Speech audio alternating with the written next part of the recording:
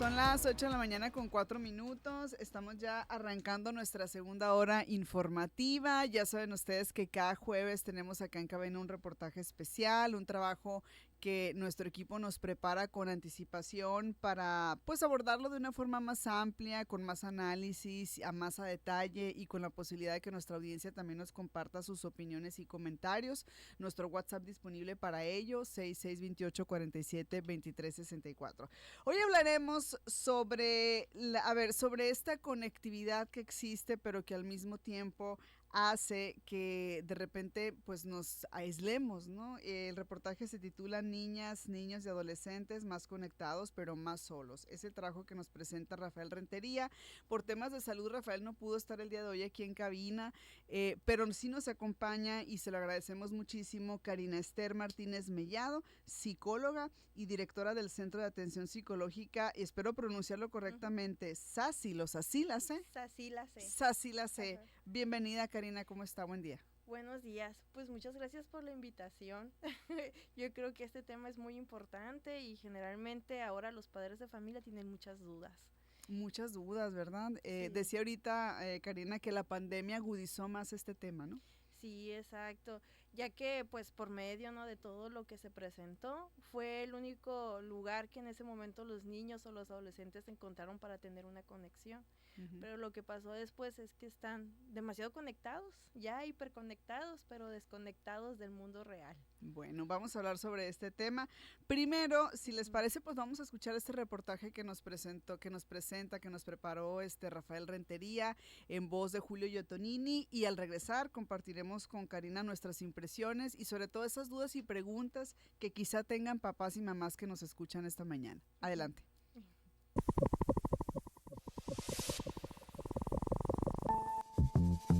Mientras las pantallas ocupan cada vez más espacio dentro de los hogares, especialistas advierten que niñas, niños y adolescentes enfrentan una creciente desconexión emocional que impacta su desarrollo, aprendizaje y bienestar mental. El uso excesivo de dispositivos electrónicos, la falta de convivencia familiar y la poca comunicación dentro del hogar están modificando la manera en que menores se relacionan con su entorno y con otras personas.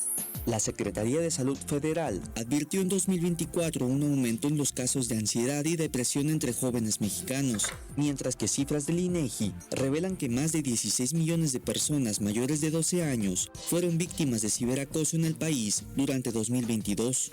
La psicoterapeuta infantil, Erika Rodríguez Estrada, explicó que especialistas y docentes han detectado un aumento en los casos de menores que crecen con poca supervisión emocional y pasan gran parte de su tiempo en espacios digitales.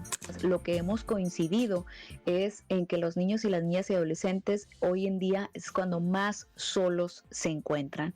Una gran soledad, una falta de referentes para tener imaginarios de cómo vivir sus experiencias, sus curiosidades, y recurren frecuentemente a prolongadas horas en las redes sociales sin ninguna supervisión. Esta situación también comienza a reflejarse en las aulas, donde docentes y terapeutas detectan problemas de atención y dificultades en procesos básicos de aprendizaje. Porque también se han alterado los procesos de aprendizaje, los procesos cognitivos de aprendizaje, niños que retienen menor tiempo la atención, y que ha sido una queja también constante por las cuales han sido referidos de los entornos educativos, que incluso les cuesta bastante el hecho de incorporarse desde el uso de cómo relacionarse con su mochila, con sus cuadernos, la escritura. Entonces se han alterado distintos procesos.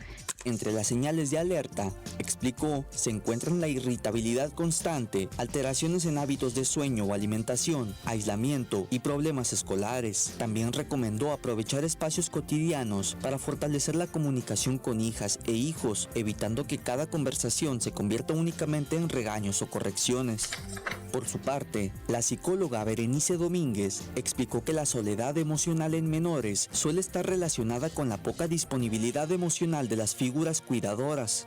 Esto suele presentarse por una desconexión emocional que afecta a nuestros niños, normalmente porque las personas a cargo de su desarrollo, de cuidar su bienestar, que son los adultos, a veces no son figuras muy presentes o no tienden a escuchar las necesidades de los pequeños, y se presenta por diferentes factores, por cuestiones de que los adultos salen a trabajar, por cuestiones de que tienen pues un número considerable de hijos y hay que prestarle atención a todos. Ante este escenario, explicó, muchos menores encuentran refugio en redes sociales, videojuegos y plataformas digitales, donde buscan compañía, distracción o sentido de pertenencia. Además del impacto emocional y social, la especialista advirtió sobre los riesgos que se corren cuando navegan en Internet sin supervisión.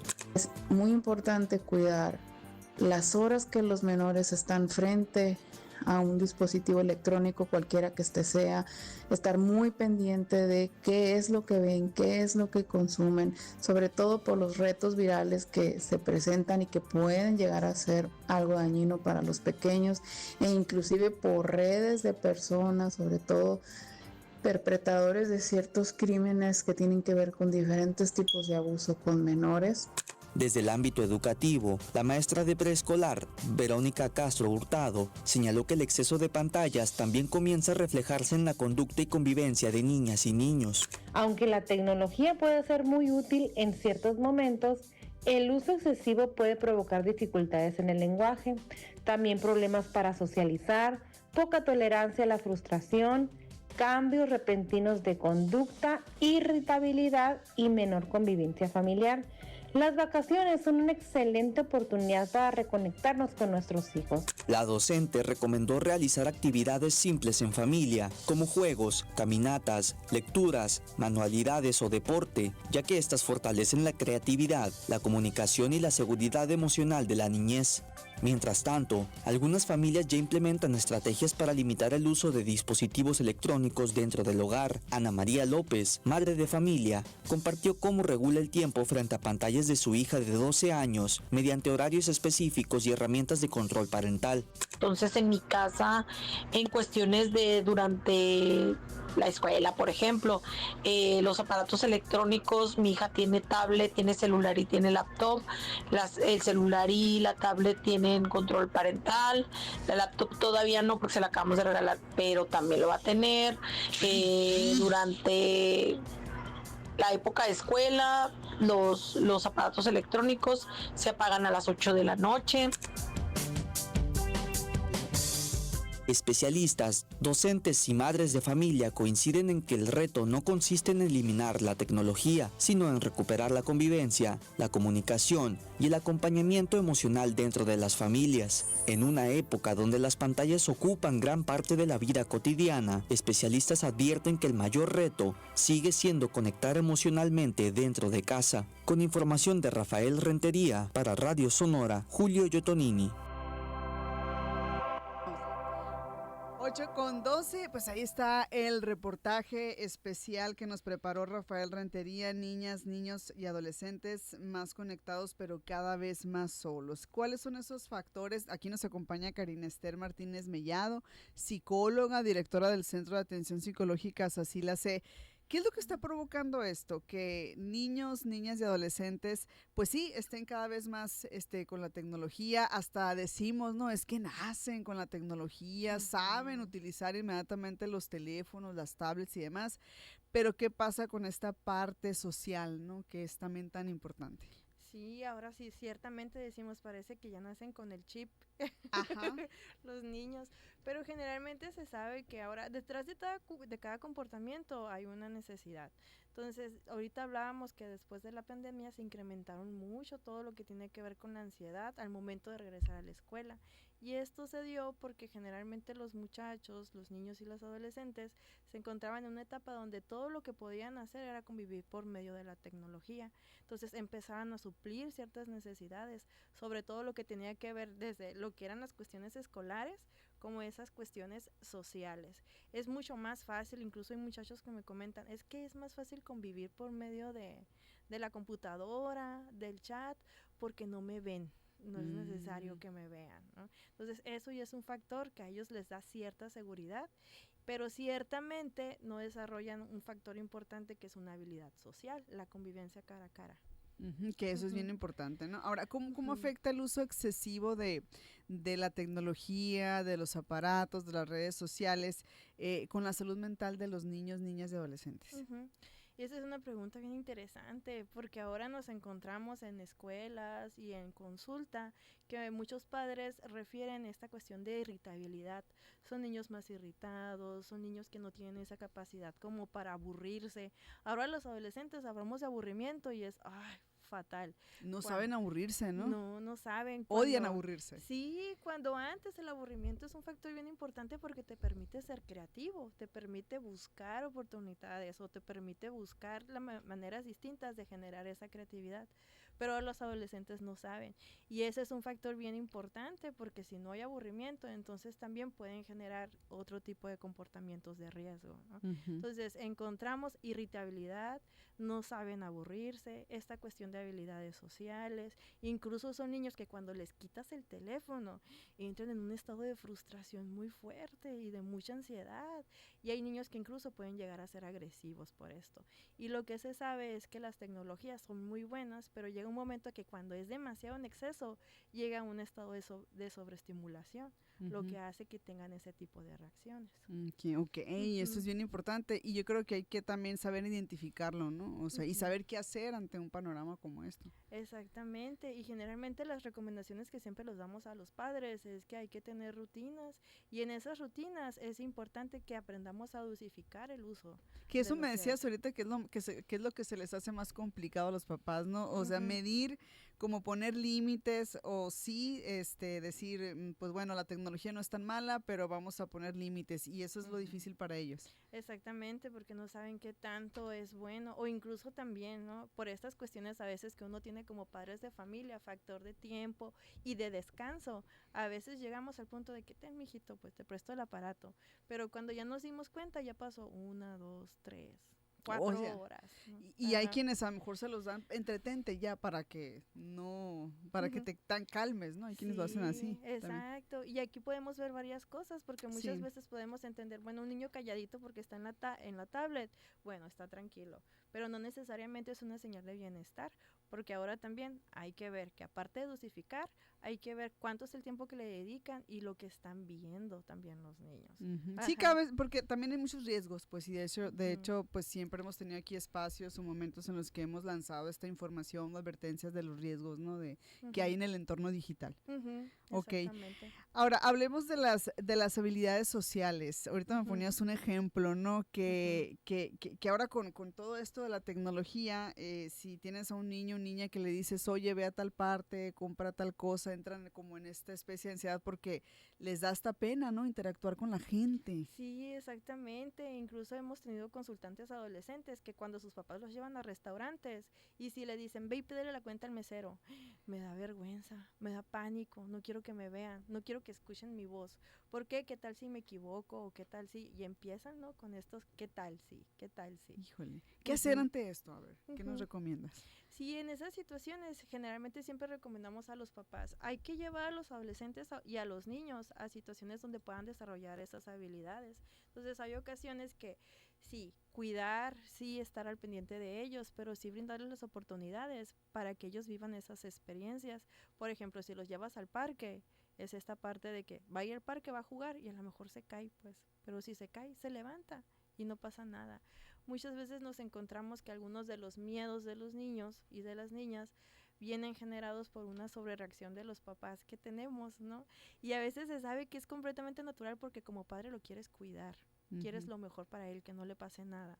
Pero ahora en todo esto hay que generarle esas condiciones porque ciertamente el padre tiene lo que es el miedo que le pase algo, pero también lo que quiere para el hijo es que sea independiente y autónomo más adelante, que sea un adulto capaz de tomar decisiones. Sí, Entonces, y de ¿cómo lo enfrentarse al mundo llevamos? real, pues también, ¿no? Exactamente, y hay que enseñarles también a generar ese pensamiento crítico. Claro. Ujú. ¿Qué diferencias existen emocionales, sobre todo entre las generaciones actuales y las anteriores, sobre todo en la forma en la que nos estamos relacionando?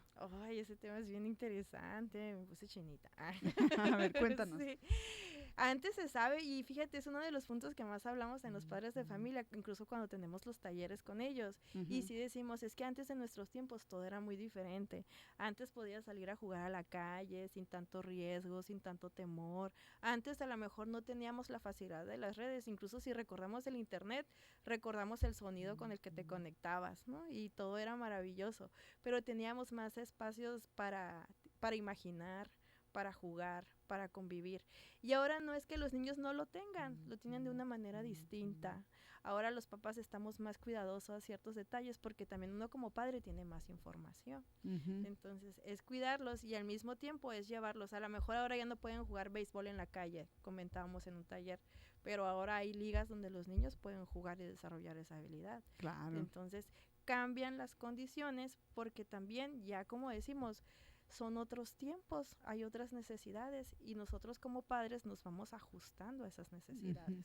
¿Cómo podemos identificar entre este momento en el que a lo mejor un niño, un adolescente se puede sentir solo o que ya tiene tristeza o que ya incluso tiene depresión? O sea, una cosa puede llevar a la otra. Sí, exacto. Generalmente siempre decimos, por ejemplo, con los niños y las niñas, no te lo van a referir a lo mejor tanto como un adolescente o como un adulto, pero sí te lo refieren con el cambio de comportamientos y los adolescentes igual. Entonces, un niño que empieza a aislarse, que era demasiado sociable y de repente ya no lo es, que empieza a bajar en sus calificaciones, que la escuela incluso a veces te la empieza a reportar por irritabilidad, por agresión, ya son indicadores de que algo importante está pasando. En cambio, a veces los adolescentes me dicen, es que yo empecé con esto antes y no se dieron cuenta porque pensaban que era normal en mi etapa. Porque la etapa de la adolescencia luego tiene ciertas características, Ajá, ¿no? exacto. Y resulta que muchas veces lo que buscan es esa atención, ¿no?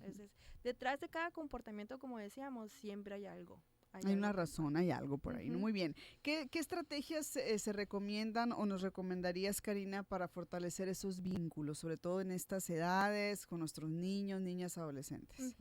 Generalmente siempre recomendamos para empezar con esas cuestiones de conexión, hay que empezar a veces con lo básico.